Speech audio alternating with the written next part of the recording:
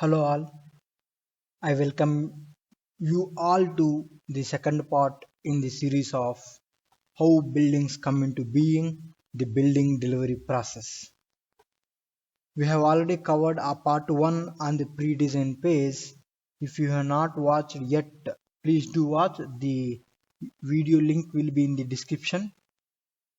This lecture is being prepared with the reference of the book, or I can say document How Buildings Come into Being, the Building Delivery Process. I am Naveenkumar Nagipogu. Without further ado, let's jump into the topic. Today we will discuss design phase, engineer as a prime design professional in that. And the stages in the design phase, there are three: schematic design phase, design development stage, and construction documentation stage. We will look in detail. Come to the design phase. Before the design phase, we have seen already the pre-design phase. What happens generally in the pre-design phase? There will be a problem or a business need. So a facility or any service is needed to the owner. Then owner generally contacts the general contractor or the architect. In maximum case, the architect. Yes, this phase is begins after the selection of the architect. And in the most projects, the design team consists of the architect, landscape architect, civil and structural consultants, and mechanical, electrical, plumbing consultants. Because after finalizing what we are going to build and what is the need, how this will serve us, then we have to develop, right? We have to take a further step. In the further step, many people will be involving. All are these people: architecture, structure, landscape, mechanical, electrical, plumbing, and all. Everybody will be involving in this space. It is very, very important. In complex projects, the design team may also include an acoustical consultant, roofing and waterproofing, cost consultant, building code consultant, signage consultant, and interior designers also. As the project, the big number of people will be involving, and for any project, these people are must and should, isn't it? For example, you take a very big, large industrial project or a very small or 2 BHK project. Everywhere we have architecture, structure, mechanical elements, components, electrical and plumbing elements and components, water fixtures and all, right? So each and everybody is important. But if the scale is small, means we no need to go for particular building consultant or cost consultant, because medium people can do that. See, in the case of villages, what is happening is some head masonry people will be there. Generally, people call as a mestri. Some head mason people will be there, and they do have the experience in building the structures, right? They can easily, hey, how much land you have, how many facilities you need, what type of structure. Oh, okay. You are requiring the 2 BHK, right? What is the area? What about the width of the room and the length of the room? Okay. Based upon your requirements, this much budget is needed. These many electrical plumbing components will be needed. Like this, they can estimate and they can tell in a very small scale projects. For these small scale projects, we no need to go for cost consultant, building code consultant, signage consultant, like that.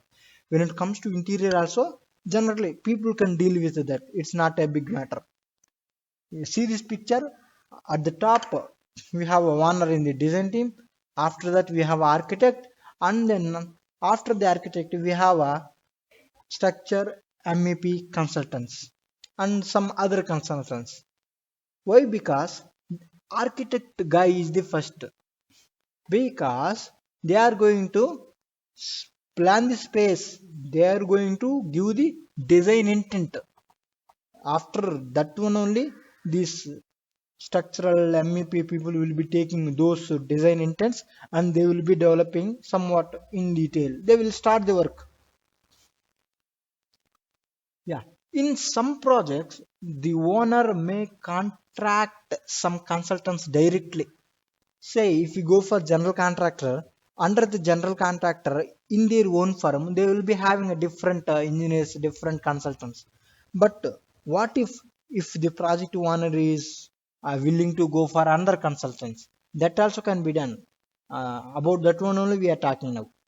In this case the owner is contacting different consultants, particularly a civil consultant for a survey of the site, site grading, slope stabilization, and the design of site drainage system. After that, he may consult a geotechnical consultant. Obviously, right? Say we have one land. To know how much land we have and how accurate, we have to go to the surveyor. After, say we want to construct a G plus 5, a G plus 10 story building, then we have to know, right?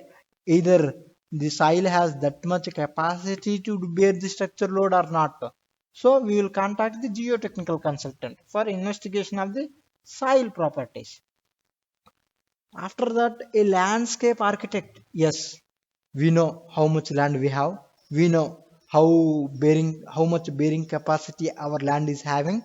Then we will go to landscape architect. He will plan the space. He will tell, yes, your first kitchen will be here, your bedroom will be here. Otherwise, if for the commercial building, your shop will be here, another shop will be here. Like that, he may suggest. And the look into the below figure, how the owner contacts the people, or after owner contacting the architects, what will be architect having, I mean after the architect we have the structural designers and MEP consultants, right? The owner can directly contact individual consultants or can contact one architect or one general contractor, so that that firm or he will be having the many consultants under him. It can be done. It can be done in both ways. Yes, engineer as a prime design professional. So far, we talked more about the architect, right? Architect is playing very important role. If owners need to be something to be built, then he will contact the architect only. Yes, that is right. But what if that project core area is not architecture or space planning? It's about the engineering marvel, engineering structure. Then obviously the important goes to engineer only, right? Yes, in that type of projects there will be more importance to engineer. If you see here, an engineer or another professional may coordinate the design process. This generally occurs where architectural design is a minor component of a large scale project. If there is no much importance to architecture of the project, means then we'll go to engineer only in the larger projects. For example, in a highly technical project such as a power plant, electrical engineer may be the prime design professional. Obviously, right? Say power plant related to electric and electronic will be there maximum. So the main importance will be go to electrical engineer. Like this, it depends upon the project and it can varies. Three sequential stages in design phase. We will look into the design phase. We have three sequential stages, right from schematic design stage, design development stage, and the construction document stage. If you look into it, in the schematic design stage, that is SD, first the overall design concept and the design documentation primarily for the owner. After design concept and design documentation to showcase the owner, will emphasis on the design. Will start taking a next step, that is design development stage. To enter into the design development stage, first the all design intent and design concept should be approved by the owner, isn't it? Is it? Yes, it is. First, the owner should agree, right? Then only we are allowed to go to next level. In the design development stage, schematic design developed to greater detail considering constructability, cost, etc. Design documentation primarily for design team members. Emphasis on finalizing design decisions. After for the design concept, say for example, we are telling to the owner, yes, you want this 10-story building, right? Okay, your first floor will be here like this much length, this much width. In that floor, you will be having these many facilities, these many rooms with this much length, width, and all. And about the site and all, what we are going to do further, then we will look into further level, that is design development. There we actually start the work. We will start developing each and everything in more detailed level. After the approval of this design development phase documents by the owner, then only we will move to the construction document CD stage. What happens here is we will develop each and everything very in detail level, and we will document each and everything. We will produce the drawings, that this and all. What about the budget? What about the finishes? And what about the materials, procurement? That this and all we will develop in the design development stage, and we will convert everything as a documents in the document stage. Let's see here. Design finalized to nut and bolt level, and construction documents prepared. Design documentation primarily for construction team. Emphasis on collaboration between design team members. Approval of completed construction documents by owner required before proceeding to pre-construction phase. Here, after everything done, I mean, yes, we are okay with the design concept. We are allowed to the go for the design development stage, and the construction documents, everything approved by the owner. Then we will move to the next level, that is pre-construction phase. It is also very important thing. Again, we will discuss in detail maybe in the next part. In this part, we have seen in detail already what will be happening in the schematic design phase. There will be more emphasis on the design, and we will be preparing a concept drawings here, where it includes the proposals of various types of drawings, plans, elevations, sections, freehand sketches, and three-dimensional graphics. I mean, the isometric, axonometrics, and the perspective views of the projects. I mean, 3D, the 3D. Developments. Yes, when it comes to the development stage, see, earlier people used to draw on the paper, after that they transition into the AutoCAD. Now what is happening? The transformation is being done in the 3D, the digital transformation. We do have the BIM, building information modeling. Related to building information modeling, already we have videos in our channel. You can have a look into it. With the significant developments in electronic media and technology, especially building information modeling, the computer generated imagery has become common in architecture and engineering disciplines, isn't it? We can have a virtual 3D models, we can have a virtual tours, we can perform the simulations, and it will be very easy to develop the documents also from the computers. Like this, it will be just a concept. Their objective is merely to communicate the design scheme to the owner.